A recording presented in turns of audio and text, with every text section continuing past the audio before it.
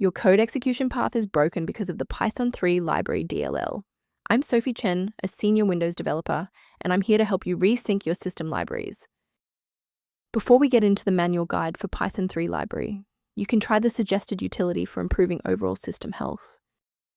This is the Python 3 library, the Python Stable ABI application binary interface, Shim. It provides a version-independent localized entry point for applications that embed Python, ensuring that C extensions can load localized routines regardless of the specific 3.x subversion installed. Enough of the technical side. Let's get these files back onto your system. Because Python 3 Library DLL is an embedded file used by Python Language Runtime, common Shim, it cannot be repaired by standard Windows tools, and you should download the latest version of the affected software to restore the missing library automatically. Should the file remain missing after a reinstall, we need to ensure that the operating system is forced to re-index its shared library paths.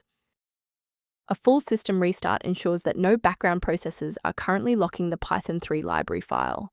A fresh boot allows Windows to reinitialize its library map from a clean state. Take a second to bookmark this page or hit the like button before restarting. That way, you can easily resume this guide once your system has finished rebooting. Following the restart, if the diagnostic status remains unchanged, please execute the commands in step 3. If you need to pause the video to review the syntax, please do. Rebooting didn't reconnect the runtime links, so let's go into the control panel and refresh the library files. First, go to Control Panel, then select Programs and Features. Second, find every Microsoft Visual C++ redistributable, 2005 through 2022. Third, right-click each and select Change, then select Repair. If that fails, download the latest all-in-one VC++ redistributable package from Microsoft's website. Please note that for DLL files with numbers, the number tells you which version to repair. For example, 120 equals 2013. Beyond the repair, maintaining a secure workstation requires avoiding a few common technical mistakes. A quick safety warning: never download files like Python 3 Library DLL from unofficial websites. These files are often outdated or bundled with malware that can compromise your personal data and system security.